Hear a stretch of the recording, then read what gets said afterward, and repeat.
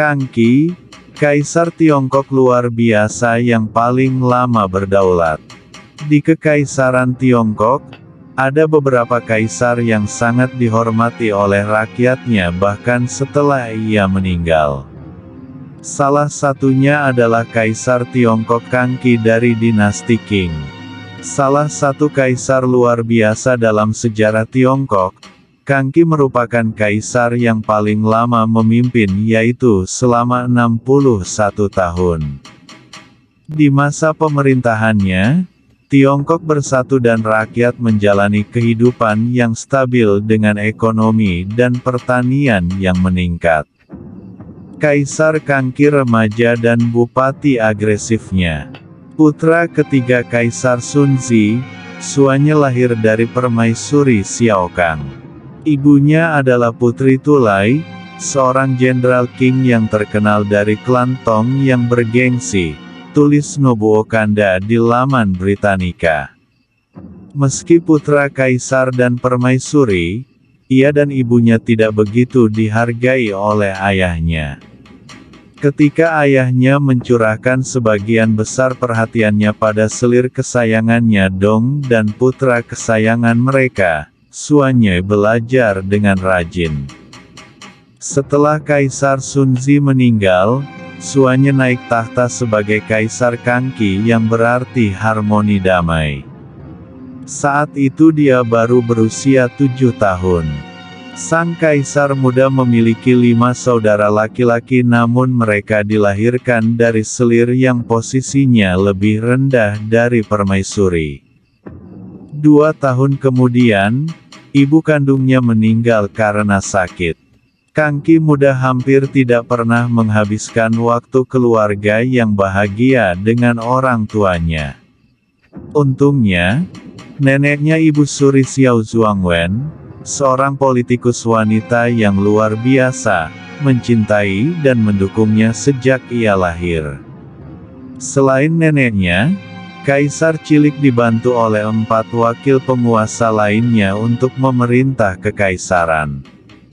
Mereka adalah Sonin, Suksaha, Ebilun, dan Oboy, 4 pejabat istana Manchu konservatif dari pemerintahan sebelumnya, tambah Kanda. Oboy merupakan pejabat yang berkontribusi dan berani. Sayangnya ia sombong. Oboy memperoleh kekuasaan tertinggi dan melakukan banyak kegiatan ilegal. Ketika Kangqi berusia 14 tahun dan mulai mengambil alih kekuasaan, Oboy menolak menyerahkan kekuasaan apapun dan menantang kaisar muda. 1 tahun kemudian, Kangqi memerintahkan pengawalnya untuk menyergap dan menangkap Oboy selama pertemuan. Kemudian, dengan bantuan Ibu Suri Xiao Zhuangwen, dia membawa Oboy ke istana dan membunuh seluruh rombongannya. Setelah itu, kaisar yang berusia 15 tahun itu memperoleh semua kekuasaan terpusat. Mempersatukan bangsa. Meskipun mendapat tentangan kuat dari para pejabatnya, Kangqi bersikeras untuk menghapuskan 3 raja lainnya. Sang kaisar memerintahkan mereka untuk menyerahkan semua otoritas wilayah independen, mengatur ulang pasukan elit, dan bermigrasi ke tempat-tempat terpencil. Ini menyebabkan pemberontakan 3 Fasal, San Fan Ziluan, atau dikenal juga dengan pemberontakan Wu Sangui. 3 raja, Wu Sangui di Yunan dan Guizhou, Geng Jingzong di Fujian, dan klan Shang di Guangdong pun bersekutu. Mereka memberontak dengan tujuan untuk merebut kembali dinasti Ming. Dipimpin oleh jenderal yang sangat baik Wu Sangui, mereka berhasil menduduki setengah dari Tiongkok dan terus berkembang. Kangqi menawarkan kebijakan amnesti kepada pasukan lain dan hanya menyerang Wu Sangui dengan tegas. Kebijakan diferensiasi bekerja dengan baik. Setelah itu beberapa pasukan menyerah kepada kaisar. Perang ini berlangsung selama 8 tahun hingga Wu Sangui meninggal dan cucunya bunuh diri. Setelah keberhasilan ini, sejumlah besar kota di Tiongkok Selatan dimasukkan dalam kendali absolut dinasti Qing. Pada saat yang sama, Raja Taiwan, yang mengabdikan seluruh hidupnya untuk memulihkan dinasti Ming, meninggal dunia. Putranya yang lemah mewarisi gelar tersebut. Kaisar Kangqi mengirim pasukannya untuk menyerang mereka. 2 tahun kemudian, Taiwan secara resmi berada di bawah pemerintahan dinasti Qing. Kaisar Kangqi menghabiskan beberapa dekade berikutnya memperluas wilayah di barat laut dan timur laut Tiongkok. Ia bahkan memimpin pasukan Qing dan berpartisipasi dalam beberapa pertempuran untuk memastikan kesuksesan akhir.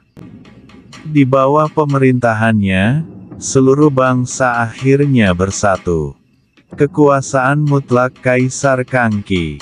Kangqi terkadang dikritik karena melarang perdagangan maritim dan menerapkan pemeriksaan sastra. Dinasti Song dan Ming benar-benar dibatalkan di dinasti Qing. Dengan sistem itu, rakyat dapat dengan bebas mengkritik segala sesuatu tanpa dibunuh. Tidak ada yang bisa mengkritik kelas penguasa yang kuat. Mereka yang menulis atau membaca beberapa buku pemberontak terutama tentang kenangan indah dari dinasti Ming, akan dihukum, bahkan hingga hukuman mati. Kebijakan ketat ini menjadi dasar bagi autarki dinasti Qing. Meskipun demikian, Kangqi masih merupakan kaisar Tiongkok yang luar biasa.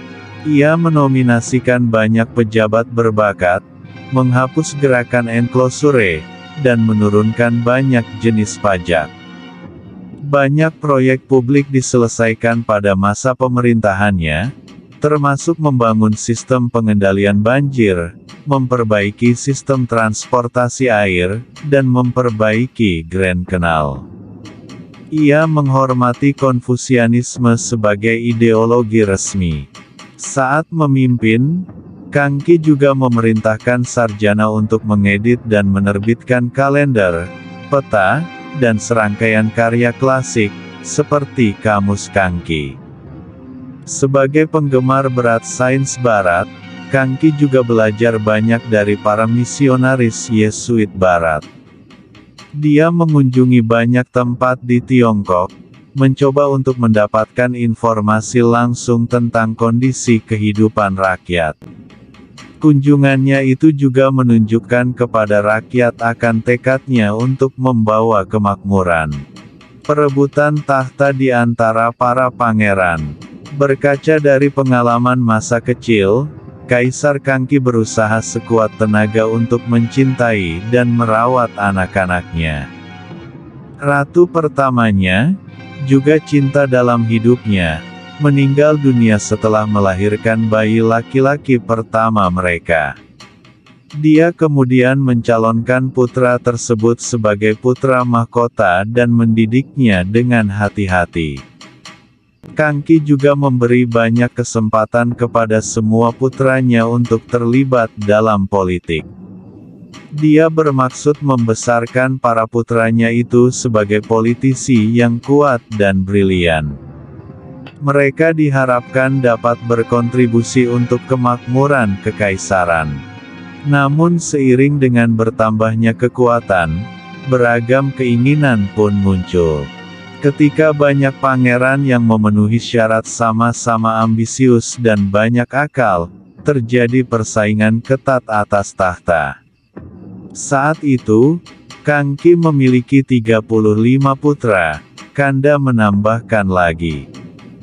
Bertahun-tahun kemudian, dia menghapus putra mahkota kesayangannya dan gelarnya. Kangqi bahkan memenjarakannya sampai mati. Keraguan-raguan dalam memilih ahli waris dan izin untuk berpartisipasi dalam politik memberi harapan besar bagi sebagian besar pangeran dewasa. Mereka semua bersaing memperebutkan tahta. Jika Anda makan nanas setiap hari. Advertisement by. Akibatnya, 9 putranya yang sudah dewasa dan sejumlah besar pejabat terjerat dalam perebutan tahta yang intens. Ini menyebabkan kekaisaran beberapa kemunduran di tahun-tahun akhir Kangki. Pada Mahun Baru Imlek 1722, Kangki merayakan pemerintahannya yang panjang dan makmur. Ia mengundang banyak tetua ke perjamuan besar di istana. Musim dingin itu dia jatuh sakit saat tinggal di Villa Kekaisaran Changchunyuan, di pinggiran barat laut Beijing. Sang kaisar hebat pun meninggal pada bulan Desember. Setelah Kangki meninggal dunia di istananya, putra keempatnya Yin Zhen, Kaisar Yongzheng, segera menguasai segalanya dan naik tahta. Kaisar baru menurunkan atau memenjarakan para pangeran yang terlibat dalam pertikaian sengit. Terlepas dari kekacauan dan konflik parsial di tahun-tahun terakhirnya, Kangki dihormati secara luas sebagai Kaisar Tiongkok yang luar biasa dan tegas dengan prestasi memukau. Ia memerintah selama 61 tahun. Selama itu, Kangki meletakkan dasar untuk jangka panjang stabilitas politik dan kemakmuran ekonomi di Tiongkok.